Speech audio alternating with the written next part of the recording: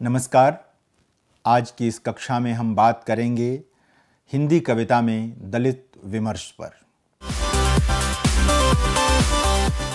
आप सब दलित साहित्य से परिचित हैं, दलित विमर्श से परिचित हैं और पिछले लगभग 30 वर्षों में जो दलित साहित्य का सृजन हुआ है हिंदी में, उससे भी परिचित हैं। बहुत अधिक न परिचित हों तो इतना परिचित तो अवश्य ही होंगे कि आप कुछ नामों से परिचित होंगे, कुछ कविताओं से परिचित होंगे, कुछ कहानियों से परिचित होंगे। जो आप एमए कर रहे हैं, इसमें भी दलित साहित्य से संबंधित कुछ पाठ सुनिश्चित हैं। आप उनको पढ़ रहे होंगे या पढ़ेंगे आगामी कक्षाओं में। आज हम यह बात करेंगे कि ये जो दलित विमर्श है वो हिंदी कविता में किस प्रकार आया है, किस प्रकार हम उसको समझते हैं या किस प्रकार हम उसको समझेंगे। तो हमारा माध्यम मुख्य रूप से कविताएं होंगी। हम कविताओं के माध्यम से ही ये समझेंगे कि कवि क्या कहना चाहते हैं, विमर्श को किस रूप में रखना चाहते हैं। एक बात जो सबसे पहले इस संदर्भ में समझने की है, जानने की है, वह यह कि हिंदी में लंबे समय से जो कविता केंद्र में रही है, प्रगतिशील कविता, जनवादी कविता, अलग अलग नामों से जो कविता रही है, उसके केंद्र में मार्क्सवादी चेतना रही है। वह मार्क्सवादी चेतना जो वर्ग को प्रमुख मानती है, जबकि जो दलित साहित्य आया है यह अंबेडकरवादी विचारों से प्रभावित है। डॉक्टर भीमराव अंबेडकर इसके केंद्रीय दार्शनिक विचारक हैं और ये वर्ग की जगह वर्ण को, जाति को महत्वपूर्ण मानते हैं। इनका यह मानना है कि जो भारतीय सामाजिक सांस्कृतिक संरचना है उसको आप वर्ग से नहीं समझ सकते। उसको समझने के लिए आपको जाति व्यवस्था को समझना होगा और बिना जाति व्यवस्था को ठीक ढंग से समझे हुए आप न्याय नहीं कर सकते। तो एक तरह से देखें तो यह राजनीतिक और सांस्कृतिक प्रश्न है और बाबा साहेब डॉक्टर भीमराव अंबेडकर ने बहुत विस्तार से इस पर विचार किया था। हिंदी के जो दलित कवि हैं, कथाकार हैं, विचारक हैं, वे इसी बात पर बल देते हैं कि हमारी चर्चा के केंद्र में जो सामाजिक संरचना की विसंगति जाति व्यवस्था है उस पर चर्चा होनी चाहिए और ये सारे दलित कवि यह करते हैं। इसीलिए यदि आप इसको कहना चाहें, एक वाक्य में कहना चाहें कि हिंदी का दलित साहित्य या मराठी का दलित साहित्य या कन्नड़ का दलित साहित्य, बांग्ला का दलित साहित्य, तमिल का दलित साहित्य या भारतीय भाषाओं में कहीं भी लिखा जाने वाला जो दलित साहित्य है वह क्या करता है, तो आप कह सकते हैं कि वह स्याह अंधेरे के विरुद्ध उजाले का स्वप्न देता है। वह स्याह अंधेरा जो हजारों साल से जाति व्यवस्था के नाम पर रहा है, उस अंधेरे को चीरने की कोशिश करता है यह दलित साहित्य। इस अर्थ में इस साहित्य में मनुष्यता का उजाला है। यह साहित्य अपनी प्रस्तावना में ही यह कहना चाहता है कि आप कोई भी निर्णय, कोई भी संस्कार इस पर निश्चित न करें कि कौन किस जाति में, किस परिवार में पैदा हुआ। आप इस पर तय करें कि सभी मनुष्य हैं, सभी भारत के रहने वाले हैं, सभी भारतवासी हैं। कभी प्रेमचंद ने कहा था कि हम ऐसी राष्ट्रीयता का स्वप्न देख रहे हैं कि जिसमें किसी की कोई जाति नहीं होगी, न कोई ब्राह्मण होगा, न कोई हरिजन होगा, सभी ब्राह्मण होंगे या सभी हरिजन होंगे, कुल मिलाकर यह कि सभी भारतवासी होंगे। यानी कि एक तरह से देखें कि यदि जाति व्यवस्था समाप्त होती है, चली जाती है, जो कि डॉक्टर भीमराव अंबेडकर के विचारों के केंद्र में है, तो हम एक ऐसा भारतीय समाज बनाएंगे जिसमें सभी नख से शिख तक भारतीय होंगे। अब भी हम भारतीय हैं, लेकिन अभी हमारी भारतीयता, जो दलित साहित्य कहता है, जो दलित विचार कहता है कि उसमें कई पेच हैं। यानी हम भारतीय भी हैं तो हम फला जाति के भी हैं, हम फला परिवार के हैं, हम फला इलाके के हैं, इत्यादि इत्यादि। एक पेंच में दूसरा पेंच, तीसरा पेंच, चौथा पेंच। इसको समझने के लिए मैं कह रहा हूं आपसे, इसका कोई राजनीतिक और दूसरा आग्रह नहीं है। तो कई पेंच रहते हैं इसमें।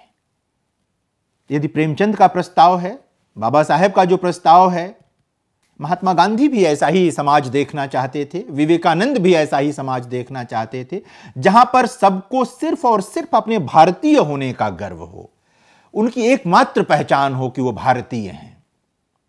तो दलित साहित्य के माध्यम से हम आज यह बात भी कर सकते हैं, दलित कविता में जो विमर्श है या हिंदी कविता में जो दलित विमर्श है, उसके माध्यम से भी हम ये बात कह सकते हैं कि यह भारतीयता को नए ढंग से समझने का भी एक तरह से प्रस्ताव हमारे सामने रखने वाली कविताएं हैं कि हम कैसे समझें, हम अपना मूल्यांकन कैसे करें, किस रूप में करें।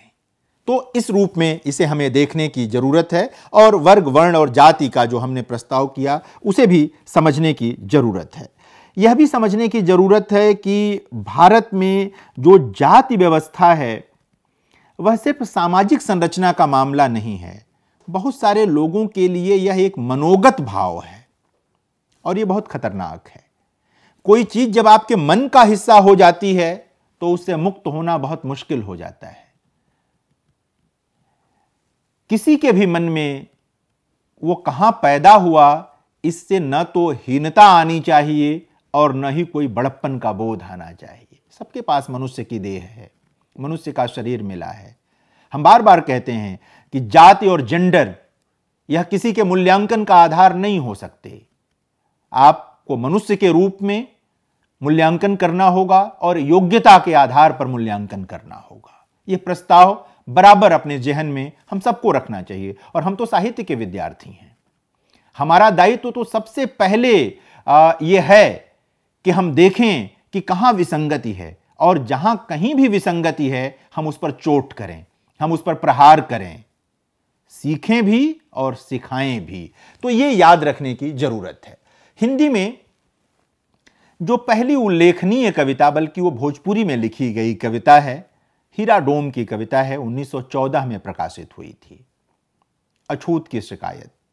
अगर आप उस कविता को एक बार पढ़ें, उस कविता को देखें ध्यान से, तो आपको पता चलेगा कि यह कविता उस अर्थ में तो विमर्श नहीं खड़ा करती है जिस अर्थ में बाद की कविताएं विमर्श खड़ा करती हैं या विमर्श से प्रेरणा ग्रहण करती हैं, रसायन ग्रहण करती हैं, प्राण तत्व ग्रहण करती हैं। उस अर्थ में यह नहीं है, लेकिन यह कविता इस बात का प्रमाण तो है कि जो सामाजिक सांस्कृतिक संरचना है उसमें बहुत कुछ ऐसा है जिसे बदल जाना चाहिए। यानी कि जो पिछली शताब्दी बीत गई उसके बिल्कुल आरंभिक वर्षों में, दूसरे दशक में, एक कवि जो दलित समुदाय से आता है, हीरा डोम, वो जो लिखता है उस पर विचार करने की जरूरत है। भोजपुरी की कविता है वो, भोजपुरी में कही गई कविता है वो, लेकिन उसको देखें आप कि कुछ पंक्तियां देखें आप जिसमें वो ईश्वर से भी प्रार्थना करा कि हमारा दुख तो ईश्वर भी नहीं देख रहे हैं और हमें मुंह बांध करके ऐसा काम करना पड़ता है जो नहीं करना चाहिए। मैला साफ करने का जो काम है उसके बारे में और तमाम जातियों के बारे में वो कवि कहता है कि फला जाति तो ये करके काम चला लेती है, फला जाति तो यह काम करके चला लेती है, लेकिन हम तो ये सब भी नहीं कर सकते। यानी हमारे ऊपर इतने प्रतिबंध हैं कि हम अनिवार्य रूप से सिर्फ यही कर सकते हैं। मनुष्य पर यह ज्यादती क्यों कर की जानी चाहिए? हर मनुष्य को यह आजादी मिलनी चाहिए कि वो अपनी रुचि के अनुसार, अपनी योग्यता के अनुसार अपने काम का चयन कर सके, अपने लिए स्पेस बना सके, न कि उसे आप जबरदस्ती एक ऐसे पेशे में ढकेल दें और कहें कि यह खानदानी पेशा है। यह नहीं कर सकते। हीरा डोम की कविता पिछली शताब्दी, जो 20वीं शताब्दी बीत गई, उसके दूसरे दशक में, जबकि हम औपनिवेशिक सत्ता से लड़ाई लड़ रहे थे, उस दौर में डॉक्टर भीमराव अंबेडकर के भी विचारों के प्रकाश में आने से पहले की कविता है यह। यानी कि जो चेतस समुदाय था, जो पीड़ा थी, वह बह रही थी, वो दर्ज नहीं हो पा रही थी। सरस्वती पत्रिका में भोजपुरी की यह कविता दर्ज हुई और एक ऐतिहासिक महत्व की यह कविता है। तो जब भी हिंदी कविता में दलित विमर्श की बात करें तो भोजपुरी की इस कविता पर भी जरूर विचार करना चाहिए, देखना चाहिए कि किस तरह से ये कविता अपनी बात रखती है, किस प्रकार सामाजिक संरचना को आलोचनात्मक विवेक के साथ देखना सिखाती है। यह व्यक्ति किसी की शिकायत नहीं करता। अछूत की शिकायत कविता का नाम है। सामान्यतः आपको लगेगा कि शिकायत भी है, लेकिन वो बात रखता है कि हमसे तो आपने कहा कि हम मुंह बांध के यह काम करें, लेकिन आप हमारे लिए कोई रास्ता दूसरा नहीं छोड़ रहे हैं। न ईश्वर ने हमारे लिए छोड़ा, न आप छोड़ रहे हैं। जाहिर है कि यह बेचैन करने वाली कविता है। अगर आप संवेदनशील हैं, अगर आप थोड़ा सोचते समझते हैं, अगर आपका हृदय द्रवित होता है तो यह कविता आपको बेचैन करेगी, आपको नींद नहीं आएगी ये कविता पढ़ने के बाद। और कविता का यही काम है, मैं बार बार कहता हूं, हर कक्षा में कहता हूं, जो सुला दे वो कविता क्या है। कविता सुलाने का नहीं, जगाने का उद्यम करती है। कोई भी साहित्य जगाने का काम करता है। अगर कोई यह मानता है कि साहित्य का काम सिर्फ मनोरंजन करना है तो साहित्य को नहीं जानता। यदि कोई ये सोचता है कि हम साहित्य पढ़कर आराम कर लें, नींद ले लें, तो इसका मतलब वो साहित्य को नहीं जानता। प्रेमचंद ने अनायास नहीं कहा था कि साहित्य का काम सोए हुए लोगों को जगाना है। सोए हुए माने जिनकी चेतना सोई हुई है। जो श्रम करके सोया है, प्रेमचंद उसको जगाने की बात नहीं कर रहे हैं। प्रेमचंद उनको जगाने की बात कर रहे हैं जो श्रम भी नहीं करते और जिनकी चेतना भी सोई हुई है। तो इसको समझने की जरूरत है।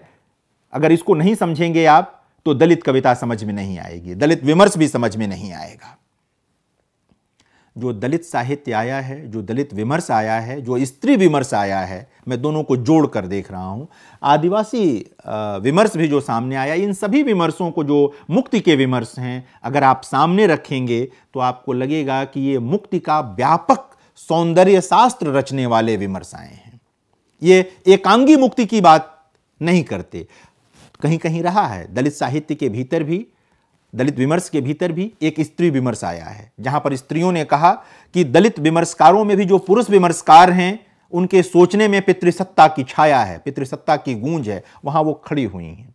यानी कि मुक्ति विमर्शों के भीतर भी कुछ विभ्रम हैं, कुछ ऐसी चीजें हैं जिनको समाप्त होना चाहिए, वो हो रही हैं। लेकिन अपनी पूरी बनावट और बुनावट में ये जो विमर्श हैं, ये मुक्ति का व्यापक संसार रचने वाले विमर्श हैं, मुक्ति का एक व्यापक सौंदर्य शास्त्र रचने वाले विमर्श हैं। तो यह भी ध्यान में रखने की बात है। ओम प्रकाश वाल्मीकि के एक संग्रह का नाम है सदियों का संताप। तो अगर आप इसको मुहावरे में बदलना चाहें तो आप कह सकते हैं कि सदियों का संताप झेल चुके लोग उजाले की इबारत लिख रहे हैं। यानी कि वे अब अपने हिस्से का दुख और अपने हिस्से का स्वप्न दोनों को स्वयं वाणी दे रहे हैं। यानी अपने हिस्से का दुख कह रहे हैं और अपने हिस्से का स्वप्न रच रहे हैं। अब उनका यकीन इसमें नहीं है कि कोई और उनके हिस्से का दुख कहे और कोई और उनके लिए स्वप्न रचे, सृजित करे। ये बाबा साहेब डॉक्टर भीमराव अंबेडकर के विचारों से प्रेरणा ग्रहण करके उन लोगों ने किया है। उजाले की इबारत है ये। हो सकता है कि उनकी जो भाषा है उसमें जो लोग बहुत शिष्ट साहित्य की वकालत करने वाले लोग हैं उनको कुछ अटपटापन लगे। ये स्त्री साहित्य के साथ भी हो रहा है, क्योंकि हो ये रहा है कि जिनको जो जीवन मिला है, जिनके साथ भाषा का जो आचरण हजारों साल से होता रहा है, जब वो साहित्य में आएंगे तो वही न लौटाएंगे। आपने जो उनको दिया है वो लौटा रहे हैं।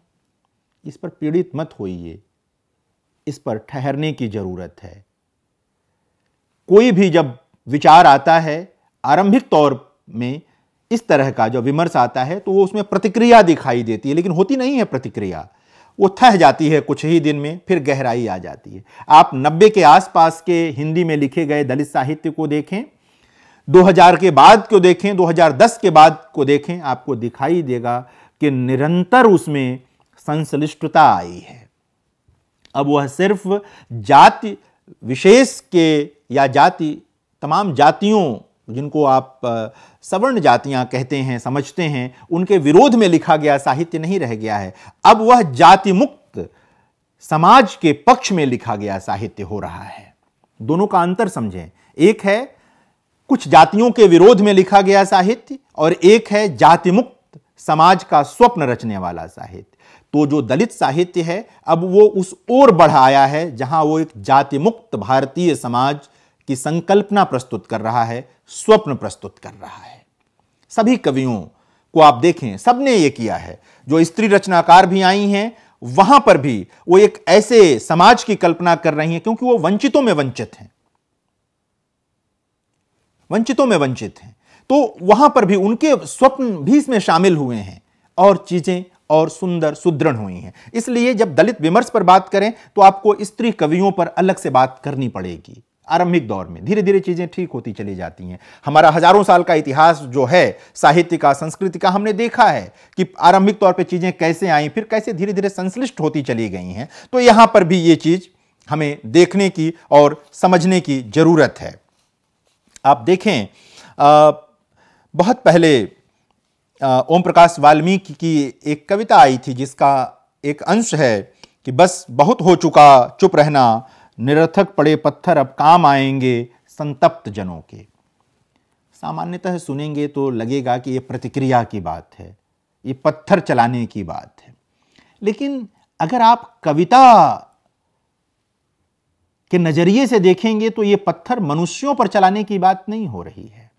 यह पत्थर उस संवेदना पर चलाने के लिए हो रही है जो जड़ हो चुकी है, जो पत्थर हो चुकी है। यानी कि पत्थर पर पत्थर मार के संवेदना की आग जलाने का उद्यम करने की बात है इसमें। वह संवेदना जो सुप्त हो गई, पत्थर हो गई, जो मनुष्य को मनुष्य नहीं समझ पा रही है, जो स्त्री के साथ भेद करती है, जो स्त्री पुरुष में भेद करती है, जो मनुष्य मनुष्य में भेद करती है, उन दो पत्थरों को आपस में टकराने का मामला आ गया ताकि एक नई आग पैदा हो, मनुष्यता की आग। सामान्यतः आग नकारात्मक चीज है, लेकिन ऐसे संदर्भों में जब आप देखेंगे तो इस अर्थ में आपको अच्छा लगेगा कि जब आग पैदा होगी तो उससे लपट निकलेगी और उस लपट में बहुत सारी चीजें ऐसी जिन्हें नहीं होना चाहिए वो शायद जल जाएंगी और फिर जो शांति आएगी, जो एक सद्भाव आएगा, वो अभिष्ट है इस साहित्य का, वही शायद स्वप्न है इसका। तो इसको इस रूप में अभिधा में अगर आप पढ़ लेंगे कि पत्थर चलाने का मामला है, तो नहीं, ये संवेदना का जो पत्थरीकरण हो चुका है उस पर पत्थर चलाने का मामला है, उसको जगाने का मामला है। एक बात और हुआ दलित विमर्श में कि दलित विमर्श ने यह कहा कि अब हम गुहार नहीं लगाएंगे, अब हम दो चार करेंगे। क्योंकि गुहार, हीरा डोम की कविता में गुहार है, ओम प्रकाश वाल्मीकि की कविता में गुहार नहीं है, कमल भारती की कविता में गुहार नहीं है, जो भी दलित कवि हैं उनकी कविता में गुहार नहीं है। वहां आमना सामना करने का भाव है, और आमना सामना व्यक्तिगत स्तर पर किसी दुश्मनी का आमना सामना नहीं, विचारों का आमना सामना है। एक स्वस्थ समाज के सृजन के लिए जो आमना सामना होना है, उस आमना सामना का प्रसंग है यहां पर। तुमने तो कह ली अपनी और पराई भी, अब खोल सको तो बेजुबान का मुंह खोलो। दलित विमर्श की सबसे बड़ी विशेषता यह है कि उसने उन लोगों को आवाज दी है, उन लोगों को कलम दी है जिन्हें हजारों साल से न बोलने का हक था न लिखने का हक था। उनको बोलना भी दलित विमर्श ने सिखाया है और उनको लिखने की आजादी की वकालत की है, और वो लोग लिख रहे हैं। स्त्रियां भी लिख रही हैं, दलित भी लिख रहे हैं। ये एक इस विमर्श को समझने की जरूरत है।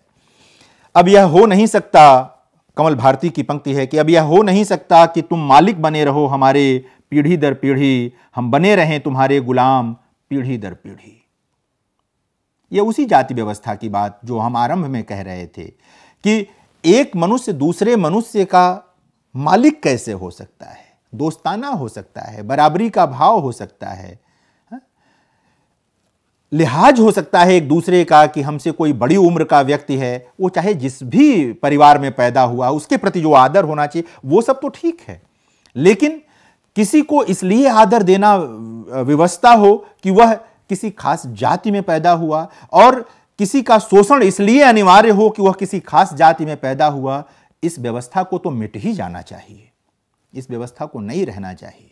अपने अपने ढंग से हमारे सभी महापुरुषों ने, जिनका नाम मैंने आरंभ में लिया, सबने ये कोशिश की, और दलित विमर्श, दलित साहित्य उसी दिशा में आगे बढ़ा है, आगे चल रहा है। लगातार चेतना पैदा करने का एक और कविता है ओम प्रकाश वाल्मीकि की कि ऐसी जिंदगी किस काम की जो सिर्फ घृणा पर टिकी हो, कायरपन की हद तक पत्थर बरसाए कमजोर पड़ोसी की छत पर। यानी कि हमें ये कविताएं एक ऐसी आंख देती हैं जिसके जरिए हम अपने कृत्यों की पहचान कर सकते हैं। कई बार अपनी आंख से आप अपने कृत्य नहीं देख पाते। कविता वही तीसरी आंख है जिससे आप अपने कृत्यों की पहचान कर सकते हैं। अपने जो भी अच्छे बुरे आपने काम किए हैं, आप जान सकते हैं कि आपने क्या किया है, क्या नहीं किया है। और ये कविता, ये पंक्तियां जैसे ही कोई पढ़ता है उसके सामने ये बात आ जाती है। बार बार दलित विमर्श ये सवाल खड़ा करता है कि ये फला जाति ऊंची, फला जाति छोटी, इसका क्या आधार है? जाहिर है कोई आधार नहीं है। तो एक तरह से कहें कि स्वाधीन राष्ट्र में स्वाधीनता की चेतना को और अग्रगामी बनाने में दलित विमर्श सहायक हुआ है। कविता में भी, कहानी में भी, उपन्यास में भी, विचारों में भी लगातार ये चीजें होती रही हैं और होती जाएंगी।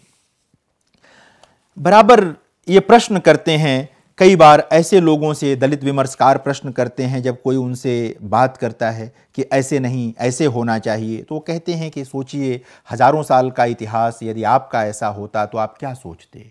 और यही वह क्षण होता है जब हमें किसी को भी आत्मालोचन करना चाहिए। जो भी सत्ता वर्ग का व्यक्ति होता है वह आत्मालोचन करने से घबराता है, बचता है। लेकिन हमने अन्य कक्षाओं में जैसे पढ़ा है, श्रीकांत वर्मा को पढ़ते हुए जैसे पढ़ा है या पढ़ेंगे, या अन्य कवियों को पढ़ते हुए पढ़ा है कि अंततः बचता वह है जिसकी मनुष्यता श्रेष्ठ होती है, जिसके भीतर की मनुष्यता और जो मनुष्य राग है जिसके भीतर श्रेष्ठ होता है वो बचता है, और कुछ भी नहीं बचता है। लगातार आप देखेंगे दलित कवियों को, चाहे किसी भी बड़े दलित कवि को आप देखेंगे, आपको लगातार ये लगेगा कि ये लोग एक ही बात कह रहे हैं कि समाज में मनुष्य का कोई भी मूल्यांकन मनुष्य के आधार पर होना चाहिए। अगर ये नहीं हो रहा है तो फिर इसका मतलब कि चीजें आधी अधूरी हैं। इसका मतलब कि आप जो सचमुच एक मनुष्य संस्कृति का निर्माण है उसे करने में असफल हुए हैं, और यह असफलता सबके सिर जाएगी, किसी एक की बात नहीं है। दलित विमर्श हमें बार बार डॉक्टर भीमराव अंबेडकर के विचारों की ओर ले जाता है, और वो बहुत काम का है। मैं तो ये भी कहता हूँ कि जब डॉक्टर भीमराव अंबेडकर के विचारों पर विचार करें तो महात्मा गांधी को भी पढ़ें, विवेकानंद को भी पढ़ें, डॉक्टर लोहिया को भी पढ़ें। ये सब ऐसे लोग हैं जिनके विचारों से भारतीयता मुकम्मल होती है। अगर ये सब आएगा तो शायद इकहरेपन से हम बचेंगे, कोई इकहरापन नहीं रहेगा हमारे विचारों में, और शायद हम चीज़ों को अधिक न्यायसंगत ढंग से देख पाएंगे, विवेक संगत ढंग से देख पाएंगे। मलखान सिंह की कविता देखनी हो, सीबी भारती की कविता देखनी हो, ओम प्रकाश वाल्मीकि का जिक्र मैंने किया, उनकी कई कविताओं का जिक्र किया। मलखान सिंह अपनी एक कविता में कहते हैं कि मेरी खुद की थूथड़ पर अनगिनत चोटों के निशान हैं जिन्हें अपने बेटे के चेहरे पर नहीं देखना चाहता। और ये तभी संभव होगा जब कोई कवि क्यों कहना चाहता है ये, और ये कब संभव होगा? जब समाज में बराबरी की व्यवस्था लागू होगी, जब हम सब बराबरी के स्तर पर होंगे। अगर बराबरी नहीं होगी, शासक और शासित का भाव रहेगा, श्रेष्ठता का भाव रहेगा, तो कोई ना कोई शोषित होता रहेगा, कोई ना कोई दबता रहेगा। तो सृजन एक ऐसे समाज का जहां पर जाति, जेंडर और धन श्रेष्ठता के प्रतिमान नहीं होने चाहिए। ये सारी कविताएं, कोई भी जूठन खाने का यह कैसा तिलिस्म, पुरुष से मर्यादा पुरुषोत्तम हो गए राम, सबरी का जूठन खाकर और हम पले जूठन पर ही आ जन्म, मगर हम अछूत हो गए। बहुत बेचैन करने वाली कविता है। मर्यादा पुरुषोत्तम राम का संदर्भ लेती है यह कविता। सबरी का जूठा बेर खाया उन्होंने। हम सब मानते हैं कि ईश्वर के रूप में और महानता के रूप में गिनाते हैं, लेकिन यदि जूठन खाने से कोई भी बड़ा हो सकता है तो वे तमाम जातियां जिनका हजारों साल का इतिहास ही जूठन पर आधारित रह गया, फिर उनको हमने अछूत क्यों माना?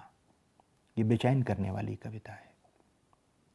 हमें तो मर्यादा पुरुषोत्तम राम से प्रेरणा लेनी चाहिए थी कि यदि वे सबरी का जूठा बेर खा सकते थे जो वंचित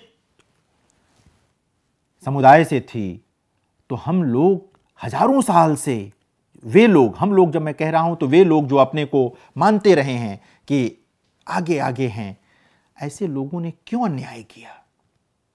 क्यों ये चीजें होती रहीं कि आप कुछ लोगों को जूठन खाने पर बाध्य करते रहे और फिर उन्हें अछूत भी बनाते रहे? एक पूरा दलित विमर्श जूठन की संस्कृति का प्रतिकार करने का विमर्श है।